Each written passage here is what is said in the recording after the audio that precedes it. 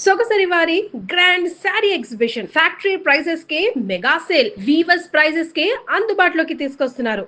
ఆ 6 నెలల కాలంలో మీ అమ్మగారు చేసిన ఒక ఫైట్ ఉంటుంది చూడండి సార్. ఈరోజు చూసుకుంటే మనకి మలయాళ సినిమాల్లో డాక్యుమెంటరీస్ వస్తుంటాయి. ఒక ఉమెన్ స్ట్రగుల్ అయ్యి తన కుటుంబాన్ని ఎలా కాపాడుకుంది, తన భర్తను ఎలా కాపాడుకుంది, తన బిడ్డను ఎలా కాపాడుకుందని. ఏ సినిమాకి తక్కువ కాని ఒక జర్నీ చేశారమ్మ 6 నెలల్లో. ఒక గవర్నర్ గారిని కలవడం అయితే ఏమి, డిపార్ట్మెంట్ని ఎదిరించడం అయితే ఏమి, ఆ లా లూప్ హోల్స్ పట్టుకొని ఫైట్ చేయడం అయితే ఏమి. అండ్ మీ సినిమాల్లో ఒక పాట ఉంటుంది, అమ్మని మించిన దైవం. 20వ శతాబ్దం సార్, 20వ శతాబ్దం. చిన్నప్పుడు మా అమ్మగారు స్కూల్కి వెళ్తుంటే బ్యాగ్ తీసుకొని పక్కన పెట్టి ఈ పాటను, ఈ సినిమా చూడు, ఈ సంవత్సరం మొత్తం నువ్వు స్కూల్లో ఏమి నేర్చుకుంటావో అంతకంటే ఎక్కువ ఈ ఒక్క పాటలో ఉంటుంది అని కూర్చోబెట్టారు నన్ను, బాగా గుర్తు. సో మీ అమ్మగారి గురించి ఏం చెప్తారు? సో గాడ్ అండి, నిజమైన గాడ్. మా ఫాదర్ ఏంటంటే, మా మదరు నాకు బెస్ట్ ఎడ్యుకేషన్ రావాలి చెప్పి చెన్నైలో చర్చ్ పార్క్ కాన్వెంట్ ఉండేది. అప్పుడు ఆవిడ ఓన్లీ లెక్చరరే. అక్కడ స్కూల్ ఫీజు చాలా హై. ఎంటైర్ శాలరీ నా స్కూల్ ఫీజుకి వెళ్ళేది. అబ్బా. నాన్నగారు శాలరీతో బతికాం. ఆవిడ బేసిక్ ఎడ్యుకేషన్ మట్టుకి కాంప్రమైజ్ లేదు చెప్పేది. 6th క్లాస్ తర్వాత నేను కళాక్షేత్ర అనే స్కూల్, గురుకులం సిస్టమ్, దానికి వెళ్ళాను. అప్పుడు అంత ఫీజు లేదు. తర్వాత ఆవిడ ఏంటంటే నా ఎడ్యుకేషన్కి, నా బట్టలు కానీ వాటికి బాగా స్పెండ్ చేసేవారు. నాన్నగారు కూడా ఇచ్చేవారు. మీకు ఈవెన్ కాలేజీకి వెళ్ళలేక అప్పట్లోనే కారు కూడా ఇచ్చారంట కదా? లేదు, అది నేను కాలేజీకి వచ్చిన తర్వాత, పీయూసీ కాదు, నేను డిగ్రీ వచ్చిన టైంలో. అప్పుడు అంటే మార్నింగ్ ఆవిడని కాలేజీలో డ్రాప్ చేసి నేను కాలేజీకి వెళ్ళి రిటర్న్ వస్తూ ఆవిడని పికప్ చేసుకుని మేము ఇంటికి వచ్చామన్నమాట. అట్లా అంటే నాకు అన్ని ఫ్రీడమ్ ఇచ్చారు, నేను అడిగింది అన్ని ఇచ్చారు, అన్నీ చేశారు. అన్నిటికన్నా గొప్పగా మా తల్లి నాకు ఏంటంటే నమస్కారం, సంస్కారం నాకు నేర్పించింది మా అమ్మగారు. నాకు ఈరోజు నేను ఇంత బ్యాలెన్స్డ్గా ఉన్నాను, ఈ ఏజ్లో కూడా నేను ఫిట్గా ఉన్నానంటే దానికి కారణం మా అమ్మగారు కరాటే నేర్చుకో అని చెప్పి నాకు పంపించడంతో ఈరోజు అదే జీవితం ఇచ్చింది, అది ఉన్నాను. నెక్స్ట్ ముఖ్యంగా మళ్ళీ చెప్తాం కదా, భగవద్గీత, అది మెయిన్ బేస్ అండి. ఎప్పుడైనా పోవచ్చు సార్, 10 నిమిషాల తర్వాత ఏం జరుగుతుందో తెలియదు. కానీ ఆ 10 నిమిషాల వరకు మనం ఎలా బ్రతికాం, మన పేరు, మన ఫ్యామిలీకి మనం ఏమి ఇచ్చాం, అది చాలా ముఖ్యం. అందుకే ఇప్పుడు డ్రగ్ కేసెస్ అన్నీ వస్తుంటాయి. చెప్తారు నాకు, సార్ మీ డ్రగ్స్ గురించి చెప్పండి సార్, డ్రగ్ తీసుకోకూడదు చెప్పండి. తీసుకోకూడదు నేను చెప్పను. డ్రగ్స్ తీసుకుంటే వాళ్ళ ఆరోగ్యం పోతుంది. నేను ఒకటే చెప్తున్నాను, డ్రగ్ తీసుకోవడం వల్ల మీ తల్లిదండ్రుల పేరు చెడగొడుతున్నారు.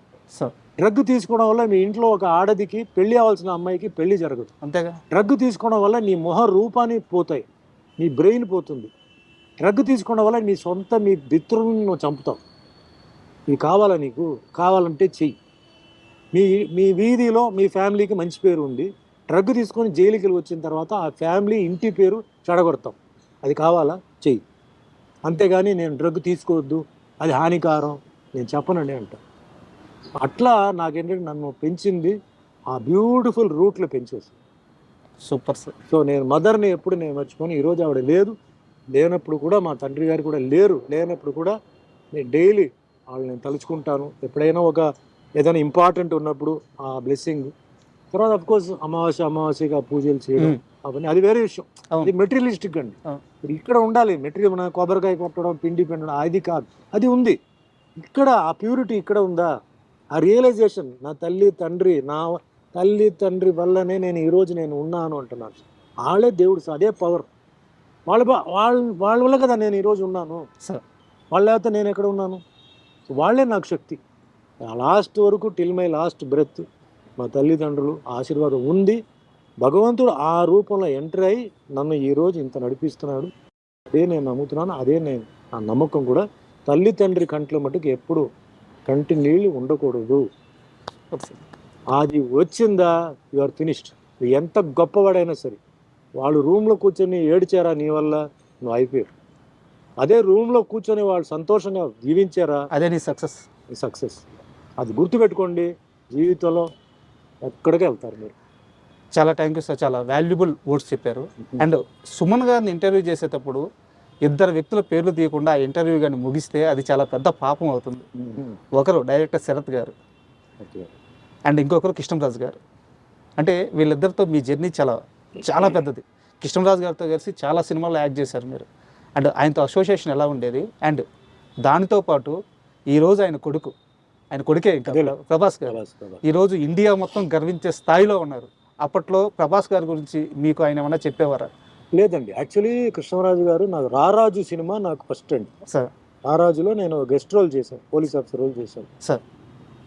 సినిమా షూటింగ్ అయిపోయింది. సినిమా షూటింగ్లో అందరికీ తెలుసండి కృష్ణరాజు గారు బిహేవియర్ ఏంటంటే, ఆయన షూటింగ్కు అరగంట లేట్ వస్తాడు. ఓకే. లేట్ వచ్చిన తర్వాత అందరూ తిన్నారా లేదా కనుక్కుంటాడు. ఓకే. తినేసిన తర్వాత మళ్ళీ తినండి అని చెప్పి ఏదో ఎక్స్ట్రా తెప్పిస్తాడు.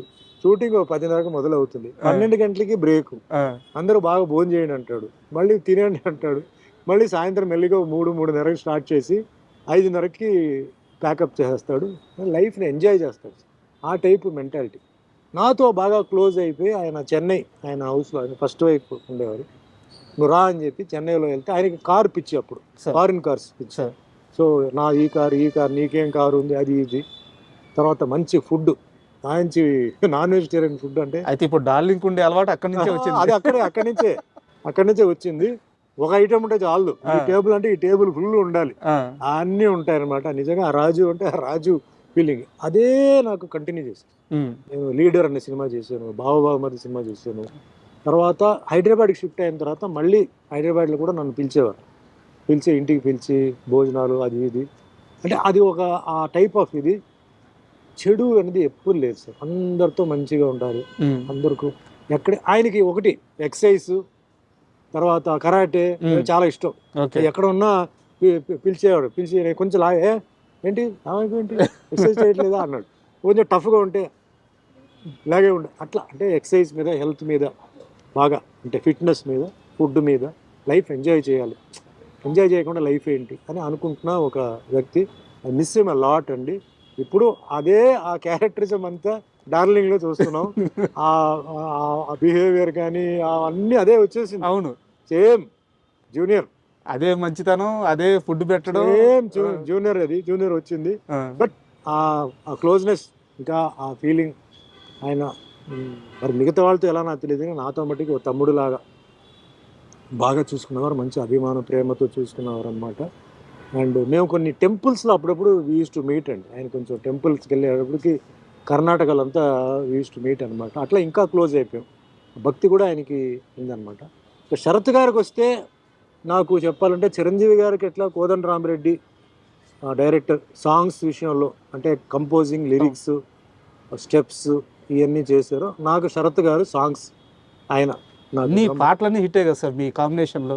సినిమా ఎలా ఉన్నా సరే ఆ సినిమా సాంగ్స్ వల్ల సినిమాలు 6 వారాలు ఆడిన సినిమాలు ఉన్నాయి. నా కోసం లిరిక్స్, నా కోసం కాస్ట్యూమ్స్, నా కోసం స్టెప్స్, అంటే మాస్టర్తో మాట్లాడి చేశారు. ఆయన కూడా I miss him a lot అండి. తర్వాత చాలా అంటే ఫ్రెండ్లీగా ఉంటూ వర్క్ని చాలా స్మూత్గా చేసేవారు. నాట్ ఓన్లీ సాంగ్స్, సినిమాలో డైలాగ్స్ కానీ, సీన్స్ కానీ. బాబా మరిది సినిమా ఉంది, చాలా అల్లుడు అనే సిరీస్లో మొత్తం దొంగలుడు, ఆలుడు, ఈయలుడు మొత్తం చాలా బియ్యే కదా. చాలా ఆయన మిస్ హిమ్ అ లాట్ ఇప్పుడు, బికాస్ ఆయన లేరు. అండ్ లాస్ట్ వరకు ఆయన నాకు మంచి సాంగ్స్ ఇచ్చారు. అంటే వేరే వాళ్ళు బి గోపాల్ గారు ఉన్నారు, అవన్నీ వేరే విషయం. బట్ కంటిన్యూస్గా మేము సినిమాలు చేసాం అట్లా. అవును. అంటే ఇప్పుడు 2 తెలుగు రాష్ట్రాల్లో ఇన్నేళ్ల తర్వాత కూడా ఎక్కడ జాతర జరిగినా సరే ఆ కుర్రాడు బాబాయ్ అనే ఒక సాంగ్ ఉంటుంది, బాబాయ్ తలుకు చిన్నది, అదే ఒక పాట. అండ్ ఆ బాబా మధ్యలో సిల్క్ స్మిత్ సాంగ్. ఈ పాటలు లేకుండా తిరణాలు కానీ జాతరలు కానీ ఎక్కడ క్లోజ్ అవ్వదు సార్. నిజంగా అదృష్టం అండి. ఎందుకంటే ఇది నేను చెప్పకూడదు, నేను చెప్తే నేను సెల్ఫ్ డబ్బాని కొట్టినట్టు అవుతుంది. ఇప్పుడు మీరు చెప్పారు కాబట్టి నేను కొన్నిసార్లు తిరుగుతుంటే కొన్ని సాంగ్స్ బాగుంటాయి. ఈ సాంగ్ ఎక్కడో విన్నట్టుంది, ఈ సాంగ్ బాగుంది. నేను డ్రైవర్ని అడిగేవాడిని, ఇది ఏ సినిమా సాంగ్ సార్? మీ సినిమా సార్, ఇది మీ సినిమా సాంగ్, మీరు మమ్మల్ని అడుగుతారేంటి, మీ సినిమా సాంగ్ అని. అప్పుడు నాకు వెలిగేది, ఓ ఇది అని చెప్పి. అంటే అంత మంచి ట్యూన్స్ అండి, అంత మంచి లిరిక్స్. ఈరోజు వీడియోస్ అవన్నీ చేస్తున్నారు కదా, కంపల్సరీ నాది ఒక 5 పాటలు దాంట్లో remake, remix, what ever it is ఉంటుంది.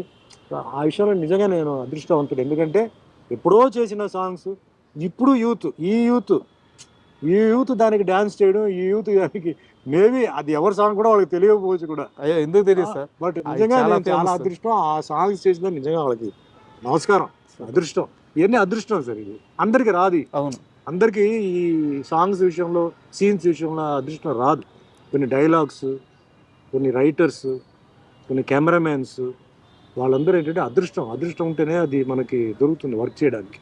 అట్లా నాకు ఏదైతే వచ్చిందో నేను చాలా అదృష్టవంతుడు. నాకు భగవంతుడు ఏ పొజిషన్ ఇచ్చారో నేను చాలా అదృష్టవంతుడు. ఏమీ బ్యాకింగ్ లేకుండా, ఏమీ పుషింగ్ లేకుండా సొంత స్వయం కృషి మీద కింద పడి లేసి కూర్చున్నానంటే అందరూ నా ప్రేక్షకులు, నా అభిమానులు, వాళ్ళందరికీ నేను పాదాభివందనలు చేసి ఇదే జర్నీ అలాగే కంటిన్యూ అవ్వాలి. ఇదే అభిమానం, ప్రేమ ఎప్పుడూ ఉండాలి. ఉన్నంతకాలం మనంతా అలాగే ఉండాలని. ఎందుకంటే ఎక్కడో పుట్టి ఎక్కడో పెరిగి అభిమానం రావడం అంటే ఒక వరం అండి సార్. అభిమానం అందరికీ రాదు. పెద్ద పెద్ద కోటీశ్వరులు ఉంటారు, పెద్ద పెద్ద బిజినెస్ మ్యాన్ ఉంటారు, వాళ్ళ అభిమానులు ఉండరు. చూస్తే ఈ బిజినెస్ మ్యాన్ ఏదో అంటారు, అంతే కదా, తెలియదు. ఆ ఫ్యాన్ ఫాలోయింగ్ ఫ్యామిలీ కన్నా ఎక్కువ ఉంటుంది. అవును, అది గిఫ్ట్ అండి అది. అందుకే నాకు అభిమానులు వస్తే కొందరు లేదంటే సార్ పిలవమంటారా, వద్దా, పిలవండి సార్, నన్ను పిలవండి, ఫోటోలు అందరికి ఇస్తారు. ఎయిర్పోర్ట్లో, రైల్వే స్టేషన్లో కలుస్తుంటే అది నేను హ్యాపీ ఫీల్ అవుతాను. ఒక కళాకారుడికి మాత్రమే ఉండే గౌరవం సార్ అది. ఒకటే, పొలిటీషియన్ దగ్గర ఉండదు. ఓన్లీ మళ్ళీ స్పోర్ట్స్ వాళ్ళ దగ్గర ఉంటుంది. అంటే స్పోర్ట్స్లో ఇంట్రెస్ట్ ఉండాలి. కానీ ఓవరాల్గా మ్యాగ్నెటిజం పవర్ అంటే యాక్టర్స్. అవును, ఫిలిం ఫీల్డ్ టీవీ ఇలా ఉండొచ్చు. అది వరం అండి. We're all gifted. అది కోటీశ్వరుడు డబ్బులు ఇచ్చి కొనలేడు. ఏమయ్యా వచ్చి నన్ను రారు పాయా అంటారు. ఆ అభిమానం భగవంతుడు క్రియేట్ చేశాడు. ఆ అభిమానులు నేను జాగ్రత్తగా కాపాడుతున్నాను. Not only here, all over Kashmir నుంచి నాకు హిందీ సినిమాలు, డబ్బింగ్ సినిమాలు ఈరోజు వెళ్ళి నాకు ఇచ్చారు. నేను ఎక్స్పెక్ట్ చేయని ఒక గ్రేట్ విషయం. అభిమానులు అంటే నాకు చాలా ఇష్టం, గౌరవం. వచ్చి నాతో సెల్ఫీలు తీసుకుంటే నేను ఫీల్ అవ్వను, నేను చాలా హ్యాపీ ఫీల్ అవుతాను. ఎందుకంటే డిఫరెంట్ ఏజ్ గ్రూప్స్ అండి. పెద్దవాళ్ళు, teenage, middle age, old age, అందరూ. ఓల్డ్ ఏజ్ ఎందుకంటే ఈ దేవుడి సినిమాలు చేయడం వల్ల. అవును, లేడీస్ ఓల్డ్ ఏజ్ అంతా, మిడిల్ ఏజ్ అంతా అన్నమయ్య, రామదాసు, సత్యనారాయణ స్వామి ఇది. అండ్ మాస్, ఈ songs, fights. So very very grateful భగవంతుడికి. ఎన్నిసార్లు నమస్కారం పెట్టినా చాలు. ముఖ్యంగా వెంకటేశ్వర స్వామి క్యారెక్టర్, రాముడు క్యారెక్టర్, సత్యనారాయణ స్వామి 3 వచ్చింది. నా జీవితం చాలు సార్. చివరిగా నా దగ్గర 2 ప్రశ్నలు మిగిలినాయి. ఒకటి చాలా సీరియస్ క్వశ్చన్ సార్. ఒకటి, మీరు ఫ్యూచర్ని ఎలా ఆలోచిస్తారో తెలుసుకునే క్వశ్చన్. నేను ఫస్ట్ 2వ క్వశ్చన్ అడుగుతాను. ఒక చిన్న హీరో తన తొలి సినిమాని అప్పుడే స్టార్ట్ చేశాడు. ఆ హీరోకి అందులో మీరు ఫాదర్గా యాక్ట్ చేశారు. సినిమా చాలా పెద్ద విజయం సాధించింది. బట్ హీరోని అందరూ అంతగా రిసీవ్ చేసుకోలేదు. బట్ అతని టాలెంట్ మాత్రం అర్థమైంది. తర్వాత ఆ హీరో ఎదిగి ఈరోజు పాన్ ఇండియాలో వెళ్ళి అక్కడ కూర్చున్నాడు. అతని పేరు అల్లు అర్జున్. అతని తొలి స్టెప్స్ గంగోత్రి మీరు చూశారు, నేను ఫాదర్ క్యారెక్టర్ చేశారు. ఆ రోజు అల్లు అర్జున్ చూసినప్పుడు ఇతను ఏ స్థాయికి వెళ్తారని మీరు ఊహించారు? ఇంత స్థాయి అనుకోలేదండి, ఫ్రాంక్గా చెప్పాలంటే. డెఫినెట్లీ, ఎందుకంటే ఆయన పుషింగ్ ఉంది, బ్యాకింగ్ ఉంది. సో వాళ్ళు సినిమా చేయగలుగుతారు, వాళ్ళ దగ్గర పొజిషన్ ఉంది కాబట్టి ఆయన డెఫినెట్లీ ఇండస్ట్రీలో ఉంటాడు. చిరంజీవి గారు బ్యాకింగ్ ఉంది, అన్నీ ఉంది, కమ్యూనిటీ బ్యాకింగ్ ఉంది, అదంతా ఉంది. బట్ ఈరోజు ఈ లెవెల్కి సినిమా ఇండస్ట్రీ ఈ లెవెల్కి వెళ్తుంది అంటే ఓ పాన్ ఇండియా వెళ్తుంది, అప్పుడు ఎవరు ఊహించరా. పాన్ ఇండియా లెవెల్లో ఆ సినిమా అంత హిట్ అవుతుంది, అంత క్రేజ్ వస్తుంది అనేది కూడా నేను ఊహించలేదు. It's a matter of time అన్న, వెరీ పవర్ఫుల్ టైం ఆయనకి. ఆ టైం రావడంతో ఆయన వెళ్ళాడు. దాంట్లో నాకు ఒక చిన్న సంతోషం ఏంటంటే, నేను కదా ఫస్ట్ ఫాదర్గా చేసింది. ఇప్పుడు టీచర్లు ఉంటారు సార్, టీచర్ల దగ్గర వాళ్ళు ఏం ఆశించరు. అవును, మనం అంతా మంచి లెవెల్కి వెళ్ళిపోతే వాళ్ళు పక్కన మన వాళ్ళకి ఏం చెప్తారు తెలుసా, నా దగ్గర చదివిన కుర్రాడి, నేనే నేర్పించాను. అట్లా అల్లు అర్జున్ ఫస్ట్ నేనే ఫాదర్. అట్లా నాకు ఒక చిన్న సంతోషం. సో ఆయన ఇంకా ఉన్నత స్థాయికి ఎదగాలి, భగవంతుడు ఆయనకి మంచి పొజిషన్కి ఇవ్వాలి. అండ్ ఇంకా ఆర్టిస్ట్గా ఇంకా మంచి ఆయన డిస్కవరీస్ చేసుకొని వెరైటీ హాలీవుడ్ ఏంటి బాలీవుడ్ లెవెల్ కూడా ఆయన వెళ్ళాలి. బాలీవుడ్, హాలీవుడ్ అన్నీ చేయాలని మనస్ఫూర్తిగా. ఎందుకంటే ఇది నాకు హ్యాపీ. ఈ మధ్యకాలంలో నేను రాజకీయాల జోలికి వెళ్ళట్లేదు సార్, రాజకీయ ప్రస్తావన నాకు అనవసరం. చిరంజీవి బాలకృష్ణ గారి మధ్య ఒక ఇష్యూ జరిగింది. చిరంజీవిని పొగిడితే బాలకృష్ణ తట్టుకోలేడు, లేకుంటే వాళ్ళిద్దరికీ పడదు, పైకి మాత్రం అలా మంచిగా ఉంటారు, కానీ వాళ్ళిద్దరి మధ్య కొన్ని దశాబ్దాలుగా ఆ పోటీ, క్లాషు అవన్నీ నడుస్తున్నాయని మొన్న గొడవతో చాలామంది వాళ్ళ ఇష్టం వచ్చినట్టు రాసేశారు. వాళ్ళిద్దరిని అతి దగ్గరగా ఎక్కువ కాలం చూసిన హీరో మీరు. వాళ్ళిద్దరి మధ్య ర్యాపో ఎలా ఉంటుంది సార్ అసలు? బాలకృష్ణ గారు జనరల్లీ కొంచెం మంచికి మంచి, చెడుకు చెడు, కొంచెం షార్ట్ టెంపర్డ్ సార్. ఎందుకు షార్ట్ టెంపర్డ్ అంటే, ఒక సైడ్లో ఎమ్మెల్యే, ఒక సైడ్లో యాక్టర్, ఒక సైడ్లో ఒక బసవతార క్యాన్సర్ ఇన్స్టిట్యూట్కి చైర్మన్. ఇది అందరికీ తెలుసు. ఇది కాకుండా ఆయనకి మరి వేరే ఏమేమి బిజినెస్ లేకపోతే ఏమేమి రెస్పాన్సిబిలిటీస్ ఉన్నాయో తెలియదు. క్యారెక్టర్ ఎప్పుడు డిఫరెన్స్ ఉంటుంది సార్. సుమన్ లాగా మీరు కాదు, మీరులాగా సుమన్ కాదు కదా, సార్. వేరే ఉంటాయి. అది ఫస్ట్ మనం అర్థం చేసుకోవాలి. అవును చిరంజీవి గారు జనరల్గా ఏంటంటే కొంచెం సాఫ్ట్, కొంచెం ఒకళ్ళు ఇరిటేషన్ వచ్చినా కంట్రోల్డ్, బయటికి ఎక్స్పోజ్ చేయరు. అది ఆ టైప్ ఆఫ్ క్యారెక్టర్. ఇక్కడ మెయిన్ ప్రాబ్లం ఎక్కడ వస్తుందంటే సార్, ఈ పొలిటికల్ స్టేట్మెంట్స్, ఇలా అన్నారని లేకపోతే ఇట్లా అనేసారని. సో స్పాట్లో ఏంటంటే కొన్ని ఏదైనా ఆర్గ్యుమెంట్స్ వచ్చేటప్పుడు టక్మని నోరు జారి కొన్ని రావడం, టెంపర్మెంట్తో రావడం, ఇది సహజమే. బట్ నా లెక్కలో ఏంటంటే సార్, అది ఆ టైం వరకే. తర్వాత అంటారు కదా, no permanent enemies, no permanent friends. పాలిటిక్స్లో అదే నా ఎక్స్పీరియన్స్. పాలిటిక్స్లో no permanent enemies, no permanent friends, అది ఆ రూట్లోనే వెళ్తుంటాం. సో మనం ఇలా అన్నారు అలా అన్నారు చెప్పి ఇప్పుడు ఫ్యాన్స్ కొట్టుకుంటున్నారు సార్. మేమంతా బాగానే ఉన్నాం. అదే సార్ ప్రాబ్లం. ఫ్యాన్స్ కొట్టుకుంటున్నారు, రాళ్ళతో విసురుతారు, బళ్ళు నాశనం అని చేస్తారు. ఎందుకు? వేస్ట్. మేము హ్యాపీగా, మేము అదే 80s గ్రూప్లో మేము అందరూ హ్యాపీగా ఉంటాం, హ్యాపీగా ఎంజాయ్ చేస్తాం. మీకు వాట్సాప్ గ్రూప్ ఉంది? ఉందిగా. మేము డైలీ మాట్లాడుతున్నాంగా, విషెస్ చెప్తూనే ఉంటాం. వాళ్ళు మాకు ఫోటోలు పంపుతుంటారు, ఏదైనా విషయం జరిగితే మేము కొన్ని అడుగుతుంటాం. వాళ్ళే పాపం అమాయకమైన వాళ్ళు ఫ్యాన్సే. మేమంతా బాగానే ఉన్నాం. ఇప్పుడు చెప్తానండి, no permanent friends, no permanent enemies. Okay, అంతే. అండ్ ఫైనల్గా చాలా థ్యాంక్ యూ సార్. ఎందుకంటే మార్నింగ్ నుంచి మీరు షూటింగ్ చేస్తూనే ఉన్నారు. ఈ టైంలో కూడా నా కోసం మీరు ఆగి మా ఐ డ్రీమ్కి ఇంటర్వ్యూ ఇవ్వడానికి మీ టైం వెచ్చించి మీ సమయం ఇచ్చినందుకు చాలా చాలా థ్యాంక్స్. అండ్ ఫైనల్గా మీకు దీపావళి శుభాకాంక్షలు. థ్యాంక్ యూ అండి. సో నాకు ఏంటంటే ఇంటర్వ్యూస్ వల్ల నాకేంటంటే న్యూ జనరేషన్కి ఏదైనా నేను మెసేజ్ ఇవ్వగలుగుతానా? చాలామంది డిప్రెషన్కి వెళ్ళిపోతారు, లైఫ్ అయిపోయింది ఇంకా మనం ఏం చేయగలుగుతామని. నన్ను లైఫ్ని ఎగ్జాంపుల్గా తీసుకోండి. నేను ఈ ఫీల్డ్లో, కాంపిటేటివ్ ఫీల్డ్లో, ఛాలెంజింగ్ ఫీల్డ్లో ఎలా వచ్చాను. సో నేను చెప్పిన దాంట్లో నేను 10 చెప్తే మీకు ఏదైనా 2-3 నచ్చితే అది పాటించి చూడండి. ముఖ్యంగా తల్లిదండ్రుల విషయంలో చెప్తున్నాను. ఆరోగ్యం చాలా ముఖ్యం. ఒకసారి ఆరోగ్యం పాడైపోతే మళ్ళీ మనం రికవర్ చేయలేము. అందరూ బాగుండాలి, ఎందుకంటే లైఫ్లో ఎవరు ఎప్పుడు పోతారు, ఎప్పుడు ఉంటారని తెలియదు. ఈ ఇంటర్వ్యూ వాళ్ళకి ఆ విధంగా ఉపయోగపడాలి. ఇంకోటి, బయట చాలామంది ఇలా అనుకున్నారు, అలా అనుకున్నారు అని అనుకోవద్దు. ఓపెన్గా ఈరోజు నేను చెప్పాను. సో కొన్ని రాస్తారు, కొన్ని విజువల్గా ఓబీ వాయిస్ వస్తుంది. సో అవన్నీ కాదు. ఈరోజు ఓపెన్గా సుమన్ మాట్లాడారు. మీరు మంచి ప్రశ్నలు అడిగారు, నేను దానికి సమాధానం చెప్పాను.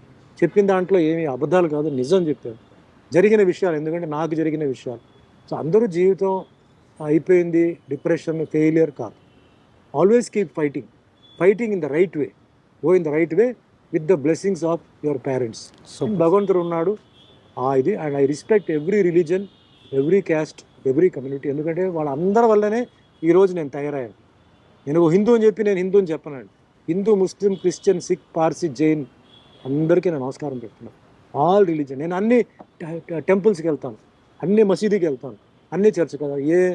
అంటే ఏదో అక్కడ వెళ్ళి ఏదో ఫీలింగ్ చూపించడం కాదు. ప్రతి ప్లేస్లో రిలీజియస్ పవర్ ఉంటుందండి. వాళ్ళు ప్రే చేస్తుంటారు. అవును, ప్రే ఇస్ అ పవర్. ఆ పాజిటివ్ ఉంటుంది. అవును, అది వెళ్ళడానికి నేను బేర్ ఫిట్ పోయి నేను కూర్చుంటాను, నా కాళ్ళు అక్కడ పెడతాను, to release my negative energy and take the positive energy. So అట్లా నేను ఈ మెసేజ్ అందరికీ యూజ్ అవ్వాలి. ఈ ఇంటర్వ్యూ అందరూ హ్యాపీగా ఉండాలని మీరు ఇంతసేపు నాతో స్పెండ్ చేసినందుకు మీకు ధన్యవాదాలు. Thank you. చాలా థ్యాంక్ యూ.